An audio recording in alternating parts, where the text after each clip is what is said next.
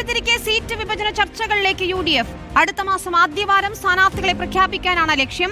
100 seat ലക്ഷ്യമിട്ട് വൻ പ്രചാരണ പരിപാടികൾ UDF ആസൂത്രണം ചെയ്യുന്നുണ്ട്.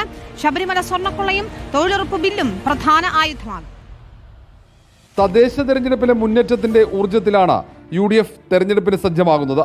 കോൺഗ്രസ് നേതൃക്യാമ്പിലെ തീരുമാനങ്ങളുടെ അടിസ്ഥാനത്തിൽ സീറ്റ് വിഭജന ചർച്ചകളിലേക്ക് കടക്കുകയാണ് നേതൃത്വം. ഏറെ വൈകാതെ ഉഭയകക്ഷി ചർച്ചകളിലേക്ക് കടക്കാനാണ് തീരുമാനം. കൂടുതൽ സീറ്റുകൾ ആവശ്യപ്പെട്ട മുസ്ലിം ലീഗിനെ അനുനയിപ്പിക്കും. തർക്കങ്ങളില്ലാതെ സ്ഥാനാർത്ഥികളെ തീരുമാനിക്കാൻ കഴിയുമെന്നാണ് കോൺഗ്രസിന്റെ പ്രതീക്ഷ. അത് ഞങ്ങൾ തമ്മിലുള്ള പ്രശ്നമൊക്കെ ഞങ്ങൾ സംസാരിച്ച് തീർത്തോളാം. ലീഗ് എപ്പോഴും ന്യായമായിട്ടുള്ള ഡിമാൻഡുകൾ മാത്രം ഉന്നയിക്കുന്നവരാണ്. അതുകൊണ്ട് കോൺഗ്രസും ലീഗുമായിട്ട് ഒരു സീറ്റ് തർക്കം ഉണ്ടാവില്ല. അതേസമയം സുൽത്താൻ ബത്തേരി നേതൃക്യാമ്പിൽ കനകോലുവിന്റെ റിപ്പോർട്ടുകൾ തിരുത്തി നേതാക്കൾ. ക്രൈസ്തവ വോട്ടുകൾ UDFന് ലഭിച്ചിട്ടില്ലെന്നും ഭരണവിരുദ്ധ വികാരം പ്രതിഫലിച്ചിട്ടില്ലെന്നുമായിരുന്നു റിപ്പോർട്ട്. VD സതീശൻ, ബെന്നി ബെഹനാൻ, ശശി തരൂർ ഉൾപ്പെടെയുള്ള നേതാക്കളാണ് കനകോലുവിന്റെ റിപ്പോർട്ട് തള്ളിയത്. ന്യൂനപക്ഷ വോട്ടുകൾ UDFന് അനുകൂലമായി ഏകോപിപ്പിക്കപ്പെട്ടെന്നാണ് കോൺഗ്രസ് നേതൃത്വത്തിന്റെ വിലയിരുത്തൽ.